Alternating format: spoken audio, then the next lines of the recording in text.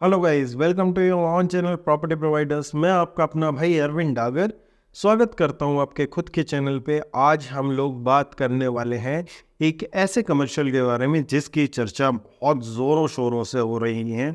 जहां भी आप यूट्यूब खोल के देखेंगे, कमर्शियल के नाम पे सिर्फ आपको एक ही प्रोजेक्ट चलता हुआ दिखाई देगा। द्वारका गुड़गांव में एंटर करेंगे तो आप लोगों को ढेर सारे लोग और कैचर्स उसके ब्रोशर्स लहराते हुए दिखाई देंगे और बहुत सी चीज़ें घटित हो रही हैं। ये वीडियो मैं स्पेशली उन लोगों के लिए बनाना चाह रहा हूँ जिनका बजट थोड़ा सा कम है और जो वर्चुअल स्पेस में जाना चाहते हैं। साथ साथ में बहुत सी चीज़ें इस मॉल में हैं जो आप लोगों को सोच समझ के देख के करना चाहिए, अदरवाइज उस चीज़ों को छोड़ देना चाहिए। तो इसमें कुछ ऐसी बाइंग वर्ड सेलिंग रिकमेंडेशन नहीं है, सिर्फ ये मेरी ऑब्जर्वेशंस है। जो भी आदमी एग्री होता है उसको अडेप्ट कर सकता है, क्योंकि हम लोगों के पास्ट रिकॉर्ड के हिसाब से हम लोगों ने ये देखा है कि इन्वेस्टमेंट्स कैसे लॉक हो जाती हैं किसी भी आदमी की, स्पेशली कमर्शियल रियल एस्टेट को लेके, जो कि आज के टाइम में चल रहा है। तो ये प्रोजेक्ट ट्रिपल पी मॉडल पे आने वाला है। प्रोजेक्ट जो ट्रिपल पी है इसका मतलब होता है पब्लिक प्राइवेट पार्टनरशिप। तो ये जो प्रोजेक्ट है पब्लिक प्राइवेट पार्टनरशिप में आ रहा है। डीडीए ने लैंड प्रोवाइड करी है ओमेक्स को। सेक्टर 19B में ये प्रोजेक्ट आपको देखने को मिलेगा। तो इसमें बहुत सी कैटेगरीज हैं जो आप लोगों को ध्यान देनी चाहिए और किस हिसाब से इन्वेस्टमेंट अपनी करनी चाहिए। सबसे पहले तो बात करें ट्रिपल पी मॉडल पे।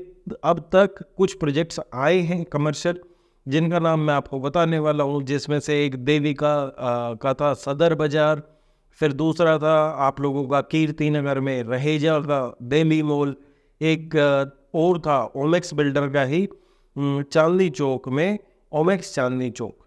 इसमें ये तो बिल्कुल भी चिंता का विषय नहीं है क्या इसमें इन चीज़ों में फुटफॉल आएगा या नहीं आएगा। यहाँ पे फुटफॉल आपको भरपूर मात्रा में देखने को मिलेगा। आज भी दिखता है ओमेक्स चांदनी चौक में और आगे भी देखने को मिलेगा। बट जो छोटे इन्वेस्टर्स हैं, जो फर्स्ट टाइम इन्वेस्टर्स हैं, लोगों ने बहुत सी गलतियां पीछे की हैं जिनसे वो अभी तक उभर नहीं पाए हैं। तो मेरा ये फ़र्ज़ भी बनता है कि आप लोगों को थोड़ा सा इस विषय के बारे में गंभीरता से सोचने के बारे में बोलूँ और बताऊँ, क्योंकि हर एक चीज़ सिर्फ और सिर्फ बेचने या खरीदने लायक नहीं होती है। तो इस प्रोडक्ट को लेके सबसे पहले आपको सीखना बहुत ज़रूरी है, उसके बाद आप अपनी इन्वेस्टमेंट को प्लान कीजिए। तो पहले करेंगे लोकेशन के बाद। लोकेशन बहुत बेहतरीन है। सेक्टर 19 भी अच्छा सिचुएटेड प्रोजेक्ट है। सामने 220 एकड़ का भारत वंदना पार्क है। अगर भारत वंदना पार्क की बात करें तो ये one of the kind project है द्वारका का। इसके बाद अगर हम लोग बात करें इसी से सटा ज़्यादा दूर नहीं यशोभूमि है। यशोभूमि में भी बहुत से कॉन्सर्ट आपको होते हुए दिखाई देंगे और बहुत सी चीज़ें अलग तरीके से चलने वाली है। ये ही अगर द्वारका की बात करें तो द्वारका बहुत प्राइमरीली सिचुएटेड एक लोकेलिटी है जो कि आप लोगों को UVR टू द्वारका एक्सप्रेसवे और साथ साथ में सटा हुआ दिखाई देता है एयरपोर्ट से। बट इसमें कैच प्रोजेक्ट में सिर्फ और सिर्फ लोकेशन का नहीं है। जैसे मैंने आपको पहले भी बोला, यहाँ पे फुटफॉल तो आएगा। यहाँ पे फुटफॉल आने के बहुत से रीजंस हैं। पहला रीज़न है इसमें एक स्पोर्ट्स कॉम्प्लेक्स बनने वाला है, स्टेडियम बनने वाला है, जहाँ पे स्टेडियम की अपनी कैपेसिटी 35 से 40 हज़ार होने वाली है। 51 एकड़ के लैंड में से 15 एकड़ के लैंड पे ये लोग अपना कमर्शियल हाई स्ट्रीट रिटेल कम मॉल डेवलप कर रहे हैं, जो कि 2 फ्लोर का होने वाला है। पहला फ्लोर ग्राउंड, फर्स्ट सेकंड, ठीक है, ये इसकी कॉन्फ़िगरेशन रहने वाली है। साथ साथ में इसमें एंकर स्टोर्स और आप लोगों को food court, multiplex, stadium, sports arena, ये सारी चीज़ें, और इंडोर भी गेम्स स्पोर्ट्स क्लब में ये सारी चीज़ें देखने को मिलेगी, जो आप लोगों को हर एक आदमी बताता अब तक आया है। बट मेन कैच ये है कि इसमें जो फर्स्ट टाइम इन्वेस्टर इसमें लाया जा रहा है ये बोल के कि 50 से 60 लाख, 70 लाख, 80 लाख रुपए की इन्वेस्टमेंट है। पर आप जो पहले ट्रिपल पी मॉडल रहे हैं, अगर उनकी सक्सेसफुल जर्नी को देखें या गुड़गांव में कमर्शियल की सक्सेसफुल जर्नी को देखें, तो जो वर्चुअल स्पेस रहा है उसमें कस्टमर की एग्जिट बहुत कम हो जाती है, कम मात्रा में हो जाती है। अगर 50 स्क्वायर फीट की यूनिट, 100 स्क्वायर फीट की यूनिट, 150 स्क्वायर फीट की कोई यूनिट लेता है तो उसमें आपको एरिया कितना मिलता है, सबसे पहली बात वो है। उसके बाद बिल्डर की लीजिंग का सवाल आता है। ओमेक्स ने अच्छी तरह चांदनी चौक लीज किया है तो उम्मीद करते हैं ये भी लीज कर पाएगा। और बहुत से लोग अपनी वीडियोस में ये चीज़ें भी कवर नहीं करते, क्या 30 साल के लिए इसने डीडीए से एग्रीमेंट अभी किया हुआ है, क्या ये लीज करेंगे, ये ही मेंटेन करेंगे? कौन? ओमेक्स। ओमेक्स ही इसको लीज करेगा और 30 साल तक मेंटेन भी ओमेक्स करेगा, जिसकी एवज में ये 18 करोड़ रुपए पर ईयर देने वाले हैं डीडीए को, जो कि डीडीए के लिए बहुत अच्छा महसूस होने वाला एक फैक्टर है, क्योंकि उससे डेवलपमेंट होने वाली है द्वारका की। अभी मिक्स रिव्यूज़ हैं कुछ लोकेशन को लेके भी। बहुत से लोग बोलते हैं सिक्योरिटी का प्रोस्पेक्टिव यहाँ ज़्यादा अच्छा नहीं है इस एरिया में। बहुत से लोग इनसिक्योर अपने आप को महसूस करते हैं, बट स्टिल दिल्ली में लैंड की शॉर्टेज होने की वजह से मॉल सक्सेसफुल होने वाला है आने वाले टाइम में। बट ये चीज़ें आप लोगों को देखना बहुत ज़रूरी है, क्या कहीं पे भी आप इन्वेस्टमेंट कर रहे हैं तो ये इन्वेस्टमेंट में आपको एग्जिट कब तक मिलेगा, क्योंकि जब तक आपका लिक्विडेट नहीं होगा आपकी वो इन्वेस्टमेंट मात्र एक एसेट ना रह के आपको सिर्फ एक चीज़ लगेगी, क्या जो मेरी चीज़ बस रखी है, जैसे दिमाग में रह जाएगा आपकी क्या मेरी वो चीज़ है, बट वहाँ से जब तक रिटर्न नहीं आएगा आपका, जब तक आपके लिए मुश्किल होने वाली है। हाँ, जहाँ तक सवाल उठता है इन लोगों का जो बोलते हैं क्या मेरे पास ऑलरेडी फ्लैट है, मेरे पास ऑलरेडी लैंड एग्जिस्ट करती है, मेरे पास सारी चीज़ें एग्जिस्ट करती है, मेरे पास थर्ड इन्वेस्टमेंट कुल 70 लाख रुपए, कुल 80 लाख रुपए, और मुझे अभी कुछ लिक्विडेट नहीं करना, बट हाँ लॉन्ग टर्म तक मुझे रेंटल इनकम जनरेट करनी है।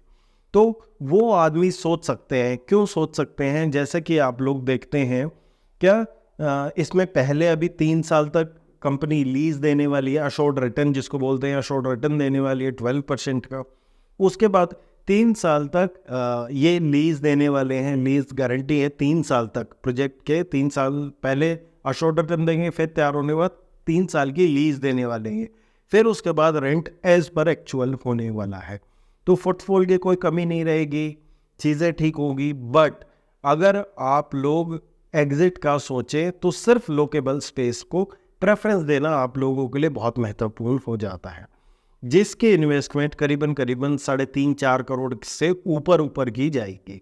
अगर आप लोग कमर्शियल रियल एस्टेट को एक लिक्विड एसेट देखना चाहते हैं और 5 से 7 साल का लॉन्ग टर्म का होराइजन लेके चलते हैं, तो आपको लोकेबल स्पेस की तरफ जाना बेहतरीन ऑप्शन में से एक ऑप्शन रह सकता है।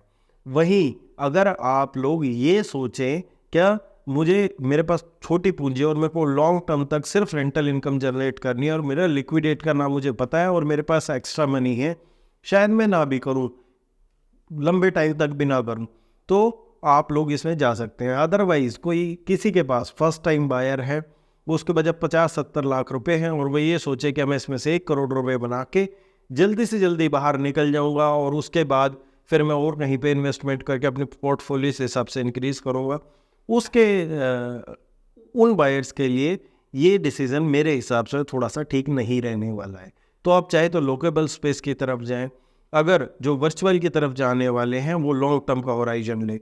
लॉन्ग टर्म का होराइजन उन लोगों को भी लेना पड़ेगा जो लोकेबल स्पेस की तरफ जाएंगे, बट एटलीस्ट उनके लिए उनके पास एक डिसेंट एरिया होगा बेचने के लिए, उनके पास चीज़ होगी दिखाने के लिए क्या मेरी ये चीज़ है, एग्जिस्ट करती है और ये रेट अप्रिशिएट होगा।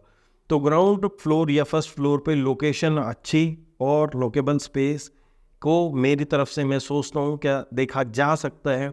बट जिसके पास 50-70 1 करोड़ 1.5 करोड़ तक की इन्वेस्टमेंट है और वो लिक्विडेट करके आगे अपने पोर्टफोलियो बढ़ाना चाहते हैं, उनके लिए परेशानियां हो सकती है इस प्रोजेक्ट को लेके। आगे प्रोजेक्ट कैसा बनता है, कितना बेहतरीन निकलता है, वो चीज़ें देखने वाली होंगी।